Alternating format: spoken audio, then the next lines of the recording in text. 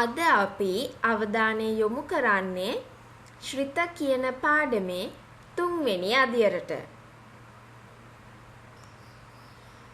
ඒ යටතේ අද අපි අවධානය යොමු කරන්නේ විශේෂ ශ්‍රිත කියන මාතෘකාව වෙත. මුලින්ම අපි බලමු නියත ශ්‍රිතයක් කියන්නේ මොකක්ද කියලා. අපිට කියනවා වසමේ සියලු x සඳහා fx සමානයි k වන පරිදි නියත තාත්වික k අගයක් පවතී නම් f යනු නියත ශ්‍රිතයක් බව. වසමේ සියලු x සඳහා fx සමානයි k වන පරිදි නියත තාත්වික k අගයක් පවතී නම් අපි කියනවා මේ f කියන ශ්‍රිතය නියත ශ්‍රිතයක් කියලා. සියලු x සඳහා fx සමානයි k වන පරිදි නියත තාත්වික k අගයක් පවතින්න ඕනේ. දැන් අපි නිදසුනක් වෙත යොමු වෙමු. fx සමානයි 2 කියන්නේ නියත ශ්‍රිතයක්. මොකද අපි කිව්වා සියලු x සඳහා fx සමානයි k වන පරිදි නියත තාත්වික k අගයක් තියෙනවා නම් ඒ f කියන ශ්‍රිතය නියත ශ්‍රිතයක් වෙනවා කියලා. දැන් මෙතනදී මේ k වෙනුවට අපිට තියෙන්නේ 2. දැන් අපි බලමු මේ නියත ශ්‍රිතයේ ප්‍රස්ථාරයේ හැඩය වෙන්නේ මොකක්ද කියලා. මෙතනදී මේ f කියන ශ්‍රිතයේ ප්‍රස්ථාරය සමන්විත වෙන්නේ x,2 කියන ලක්ෂයන්ගෙන්. එහෙමනම් අපිට මේ ශ්‍රිතයේ ප්‍රස්ථාරයේ විදිහට ලැබෙන්න ඕනේ x අක්ෂයට සමාන්තර සරල රේඛාවක්. මොකද සියලුම x අගයන් සඳහා අනුරූප y අගය වෙන්නේ 2. ප්‍රස්ථාරය සමන්විත වෙන්නේ x,2 කියන ලක්ෂයන්ගෙන්. ඒ අනුව අපිට ලැබෙන්නේ x අක්ෂයට සමාන්තර සරල රේඛාවක්. වඩාත් පැහැදිලි රූප සටහනක් දිහා බැලුවොත්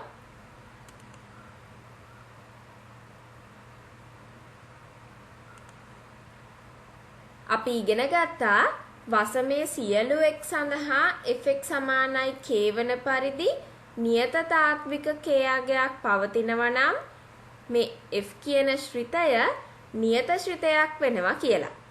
දැන් මෙතනදී මේ k වෙනුවට අපිට 1 කියලා තිබුණොත් අපිට ලැබෙන්නේ fx සමානයි 1 කියන නියත ශ්‍රිතය.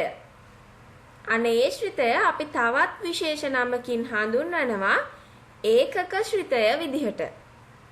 වසමේ සියලු x සඳහා fx සමානයි 1 වන පරිදි වන ශ්‍රිතය අපි හඳුන්වනවා ඒකක ශ්‍රිතය විදිහට.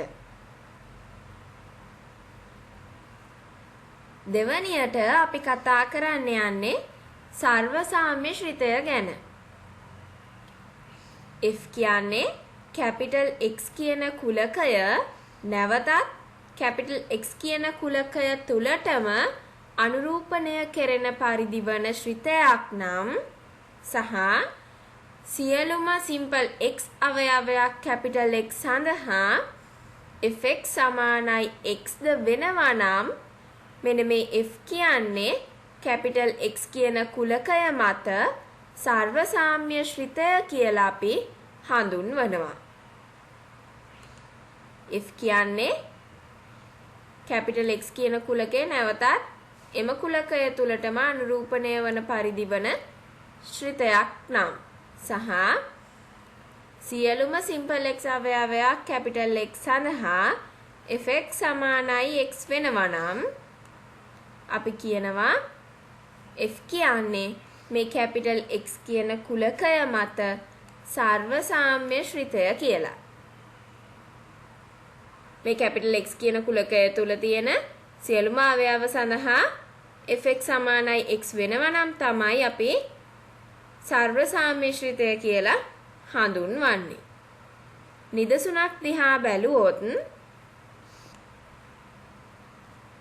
අපි සලකලා තියෙනවා fx සමානයි x මගින් අර්ථ දැක්වෙන f කියන ශ්‍රිතය.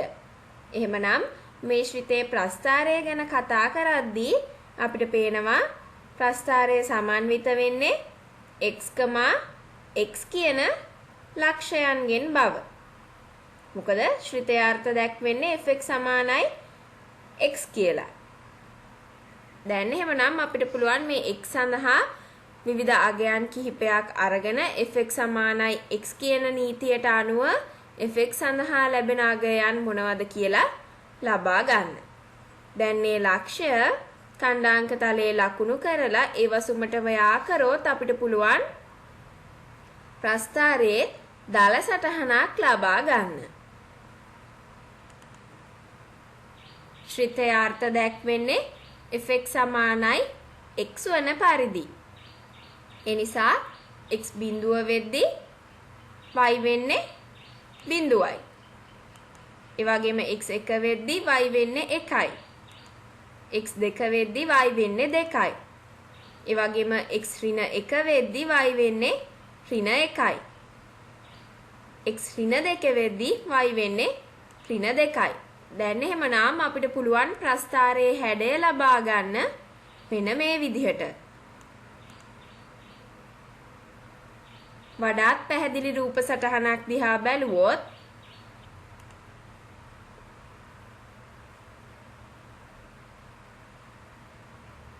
තුන්වෙනියට අපි කතා කරන්න යන්නේ මාපාංක ශ්‍රිතය ගැන. නැවතත් අපි fx සමානයි x මගින් අර්ථ දැක්වෙන ශ්‍රිතය සැලකුවොත් මාපාංක fx කියන ශ්‍රිතය අපිට අර්ථ දක්වන්න පුළුවන් x විශාල හෝ සමානයි බිඳුව වන විට x විදිහටත් x කුඩායි බිඳුව වන විට ඍණ x විදිහටත්.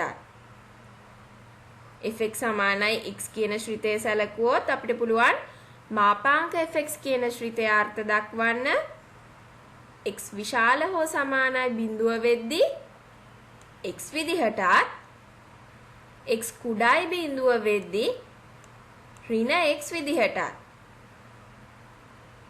ඊළඟට අපිට පුළුවන් කලින් වගේම මෙන්න මේ අර්ථ දැක්වීමට අනුව විවිධ x අගයන් කිහිපයක් සලකලා මේ දීලා තියෙන නීතියට අනුව ප්‍රස්ථාරයට අදාළ ලක්ෂ්‍ය කිහිපයක ඛණ්ඩාංක වගුගත කරගන්න. දැන් අපි x සමානයි ඍණ 2 කියන අවස්ථාව සැලකුවොත් ඍණ 2 කියන එක කුඩායි බිඳුව නිසා අපි දැන් සලකන්න ඕනේ මෙන්න මේ අවස්ථාව. එහෙමනම් අපිට මාපාංක fx කියන එක අර්ථ දක්ව ගන්න පුළුවන් ඍණ x විදිහට. දැන් මෙතනදී අපේ මේ x කිව්වේ ඍණ 2යි. එහෙමනම් අපිට ලැබෙනවා මාපාංක fx යාගය වෙන්නේ 2යි කියලා.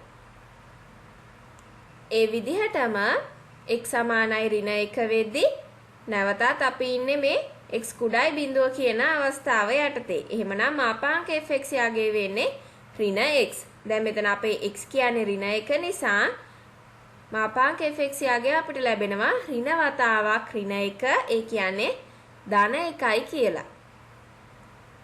ඊළඟට අපි x සමානයි බිඳුව වන අවස්ථාව ගත්තොත් දැන් අපි අවධානය යොමු කරන්න ඕනේ x විශාල හෝ සමානයි බිඳුව කියන එකට.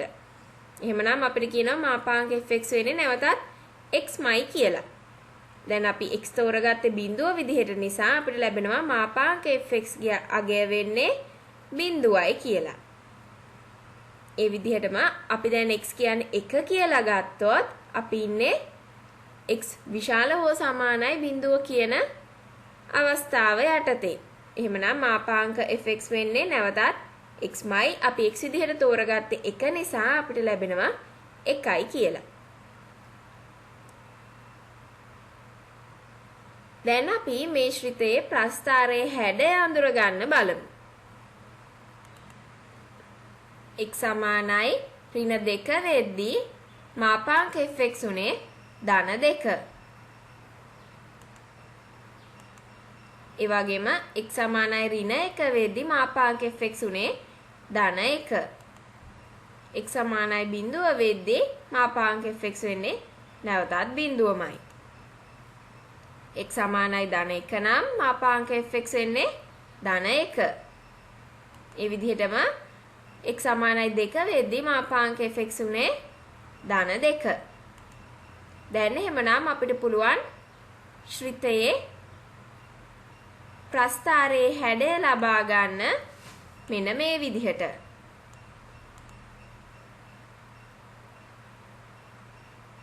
වඩාත් පැහැදිලි රූප සටහනක් දිහා බැලුවොත්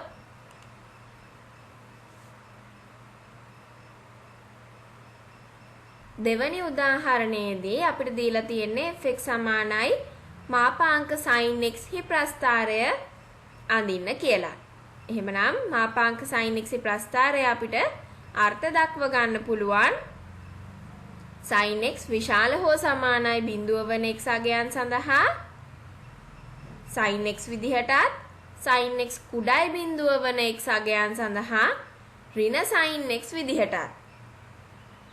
දැන් මේ වෙද්දී අපි දන්නවා fx සමානයි sin x කියන ශ්‍රිතයේ ප්‍රස්ථාරය අඳින්නේ කොහොමද කියන එක.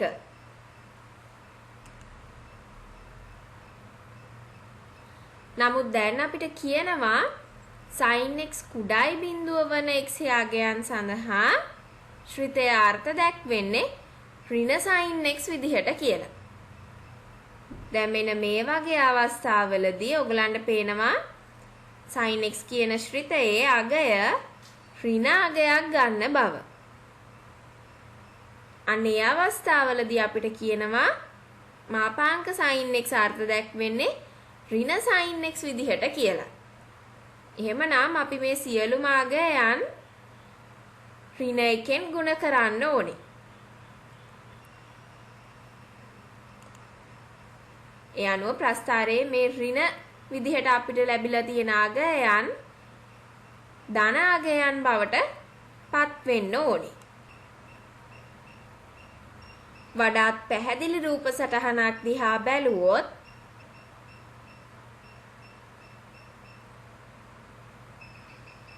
හතරවෙනියට අපි කතා කරන්න යන්නේ කඩමනින් ශ්‍රිත ගැන. කුලක අතර අවයව අනුරූප කෙරෙන නීතිය යම් ප්‍රාන්තරවලදී වෙනස් වන ශ්‍රිත අපි හඳුන්වනවා කඩමනින් ශ්‍රිත විදිහට. කුලක අතර අවයව අනුරූප කෙරෙන නීතිය යම් ප්‍රාන්තරවලදී වෙනස් වන ශ්‍රිත අපි හඳුන්වනවා කඩමනින් ශ්‍රිත විදිහට. නිදසුනක් දිහා බැලුවොත් ඔයගලන්ට මේ කඩමනින් ශ්‍රිත කියන්නේ මොනවද කියලා තව දුරටත් පැහැදිලි වේවි.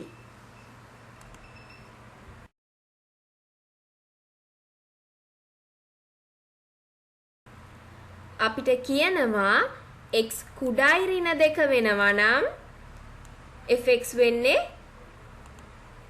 2x ධන 1 කියලා. x කුඩායි ඍණ 2 වෙනවා නම් fx අර්ථ දැක්වෙන්නේ 2x ධන 1 විදිහට. නමුත් x විශාලයි හෝ සමානයි ඍණ 2 සහ x කුඩායි 5 වෙනවා නම් අපිට කියනවා fx අර්ථ දැක්වෙන්නේ x වර්ගය මගින් කියලා. x අගය ඍණ 2ට වඩා විශාල හෝ සමාන සහ කුඩායි 5 වෙනවා නම් fx සමානයි x වර්ගය වෙනවා. නමුත් x විශාල හෝ සමානයි 5 වෙනවා නම් fx අර්ථ දැක්වෙන්නේ එක බෙදීම x මගින්. මෙන්න මේ විදිහට යම් යම් ප්‍රාන්තරවලදී කුලක අතර අවයව අනුරූප කෙරෙන නීතිය වෙනස් වන ශ්‍රිත අපි හඳුන්වනවා කඩමනින් ශ්‍රිත විදිහට. දැන් අපි කඩමනින් ශ්‍රිතාශ්‍රිත තවත් නිදසුනක් දිහා බලමු. අපිට කියනවා x යනු ඕනෑම තාත්වික සංඛ්‍යාවක් වන විට n විශාල හෝ සමානයි x කුඩයි n ධන 1 වන පරිදි n සහ n ධන 1 අනුයාත නිකිල දෙකක් පවතිනවා කියලා. x කියන්නේ ඕනෑම තාත්වික සංඛ්‍යාවක් වන විට n සහ n ධන 1 කියලා අනුයාත නිකිල දෙකක් පවතිනවලු කොහොමද මේ x විශාල හෝ සමානයි n නමුත් කුඩයි n ධන 1 වන පරිදි. එහෙමනම් අපිට පුළුවන් f කියලා ශ්‍රිතයක් අර්ථ දක්වන්න කොහොමද සියලුම තාත්වික x අගයන් සඳහා fx සමානයි n වන පරිදි. මෙතනදී නැවතත් මේ x කියන ඕනෙම තාත්වික සංඛ්‍යාව විශාල හෝ සමානයි n කුඩයි n ධන 1 වෙන්න ඕනේ. දැන් අපි බලමු මෙන්න මේ විදිහට අර්ථ දැක්වෙන ශ්‍රිතයේ ප්‍රස්ථාරය කුමන හැඩයක් ගන්නවද කියලා. ඕගලන්ට මතක ඇති කලින් නිදසුන් වලදී අපි ප්‍රස්ථාර අඳිද්දී x සඳහා විවිධ අගයන් කිහිපයක් සලකලා තමයි අනුරූප fx අගය හොයාගත්තේ. නමුත් මෙතනදී මේ ශ්‍රිතය අර්ථ දක්වලා තියෙන විදිහට අපිට x සඳහා විවිධ ප්‍රාන්තර කිහිපයක් තමයි සලකන්න වෙන්නේ. මුලින්ම අපි සලකලා තියෙනවා මේ x කියන තාත්වික සංඛ්‍යාව විශාල හෝ සමානයි ඍණ 2 කුඩයි ඍණ 1 වෙනවා කියලා. දැන් අපි බලමු එහෙමනම් fx අගය වෙන්නේ මොකක්ද කියලා. අපි සලකලා තියෙන්නේ x කියන එක විශාල හෝ සමානයි ඍණ 2 කුඩයි ඍණ 1 වෙනවා කියලා. ඒ කියන්නේ x විශාල හෝ සමානයි n කුඩයි n ධන 1 වන පරිදි අපි n සහ n ධන 1 කියලා අනුයාත නිකිල දෙකක් දැන් හොයාගෙන තියෙනවා. එහෙනම් මෙතනදී n වෙන්නේ ඍණ 2 n ධන 1 වෙන්නේ ඍණ 1. ඒ වගේම fx කියන එක අර්ථ දැක්වෙන්නේ fx සමානයි n මගින්. එහෙමනම් මෙතනදී fx වෙන්න ඕනේ ඍණ 2යි. මොකද මේ අපි තෝරගෙන තියෙන ප්‍රාන්තරයට අනුව n වෙන්නේ ඍණ 2 නිසා. ඒ විදිහටම ඔයගලන්ට දකින්න පුළුවන් අපි මේ x කියන එක ඍණ 1ට වඩා විශාල හෝ සමානයි කුඩයි බිඳුව කියලා සැලකුවොත් fx සඳහා ලැබෙන අගය වෙන්නේ ඍණ 1යි. x විශාල හෝ සමානයි බිඳුව කුඩයි 1 කියලා සැලකුවොත් fx සඳහා ලැබෙන අගය වෙන්නේ බිඳුවයි. x විශාල හෝ සමානයි 1 කුඩයි 2 කියලා සැලකුවොත් fx සඳහා ලැබෙන අගය වෙන්නේ 1යි ආදී වශයෙන්. දැන් එහෙමනම් අපි මේ කඩමනින් ශ්‍රිතයට අදාළ ප්‍රස්ථාරය අඳින ආකාරය බලමු. x විශාලයි හෝ සමානයි ඍණ 2 කුඩයි ඍණ 1 වෙනවා නම් x විශාලයි හෝ සමානයි ඍණ 2 කුඩයි ඍණ 1 වෙනවා නම් අපි හොයාගත්තා fx වෙන්නේ ඍණ 2යි කියලා. ඒ වගේම x විශාලයි හෝ සමානයි ඍණ 1 කුඩයි බිඳුව වෙද්දී x විශාලයි හෝ සමානයි ඍණ 1 කුඩයි බිඳුව වෙද්දී අපි හොයාගත්තා fx වෙන්නේ ඍණ 1යි කියලා. ඒ ආකාරයටම x විශාල හෝ සමානයි බිඳුව කුඩයි 1 වෙද්දී x විශාල හෝ සමානයි බිඳුව කුඩයි 1 වෙද්දී fx කියන්නේ බිඳුවයි කියලා අපි දැක්කා. මේ ආකාරයටම අපිට පුළුවන් x විශාලයි හෝ සමානයි 1 කුඩයි 2 වෙද්දී fx 1 x විශාල හෝ සමානයි 2 කුඩයි 3 වෙද්දී fx කියන්නේ 2 බව සටහන් කරගන්න. අපිට පේනවා මේ උදාහරණයේදී කුලක අතර අවයව අනුරූප කෙරෙන නීතිය ප්‍රාන්තරයෙන් ප්‍රාන්තරයට වෙනස් වන බව. ඒ නිසා මෙහිදී අපිට මේ දැක්වෙන්නේ කඩමනින් ශ්‍රිතයක්. වඩාත් පැහැදිලි රූප සටහනක් වෙත යොමු වුණොත් දැන් අපි අමතර කරුණු කිහිපයක් සාකච්ඡා කරන්න බලමු. අපිට කියනවා x දී ඇති විට z කුඩා හෝ සමානයි x වන පරිදි වූ විශාලතම z නිඛිලය මෙන්න මේ අංකණයෙන් දක්වනවා කියලා. යම්කිසි x අගයක් දීලා තියෙන විට z කුඩා හෝ සමානයි x වන පරිදි වූ විශාලතම z නිඛිලය අපිට දක්වන්න පුළුවන් මෙන්න මේ අංකණයෙන්. උදාහරණයක් විදිහට අපි x සමානයි 1.6 කියන එක සැලකුවොත් අපිට පේනවා x පිහිටන්නේ x විශාල හෝ සමානයි 1 කුඩයි 2 කියන ප්‍රාන්තරය තුල කියලා. එහෙමනම් මෙතනදී z විශාල හෝ සමානයි x වන පරිදි වන විශාලතම z නිඛිලය විදිහට අපිට තෝරගන්න පුළුවන් වෙන්නේ 1. දැන් දෙවෙනි උදාහරණෙදී අපිට මේ x වෙනුවට දීලා තියෙන්නේ වර්ගමූල 5. අපි දන්නවා වර්ගමූල 5 කියන්නේ ආසන්න වශයෙන් නම් 2.236යි. එහෙමනම් ඔයගලන්ට පේනවා ඒක පිහිටන්නේ x විශාල හෝ සමානයි 2 කුඩයි 3 කියන ප්‍රාන්තරය තුල කියලා. එහෙමනම් z කුඩා හෝ සමාන x වෙන පරිදි වන විශාලතම z නිඛිලය වෙන්නේ 2 බව අපිට පේනවා. නැවතත් π කියන්නේ ආසන්න වශයෙන් 3.146.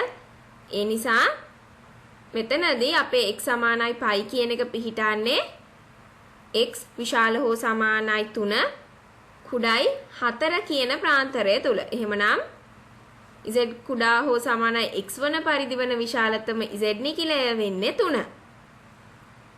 අවසාන වශයෙන් අපිට කියනවා x සමානයි -3.5 කියලා.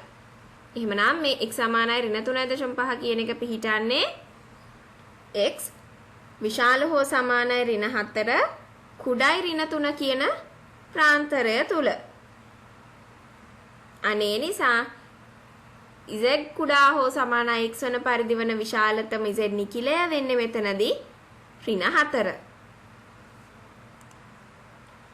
දැන් මෙන්න මේ විදිහට අර්ථ දැක්වෙන ශ්‍රිතය අපි විශේෂ නමකින් හඳුන්වනවා.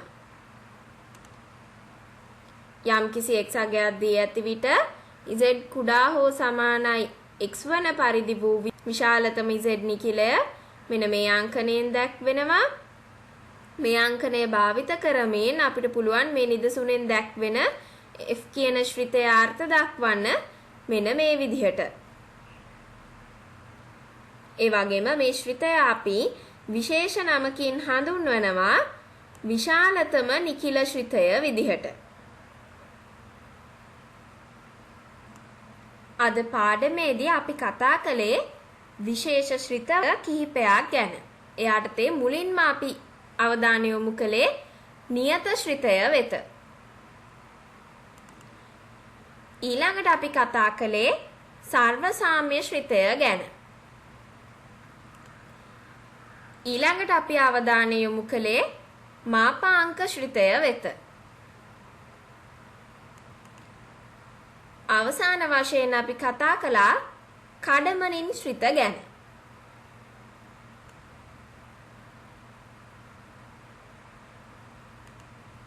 ඒ අනුව ශ්‍රිත කියන පාඩමේ 3 වෙනි අදියර අවසන් වෙනවා.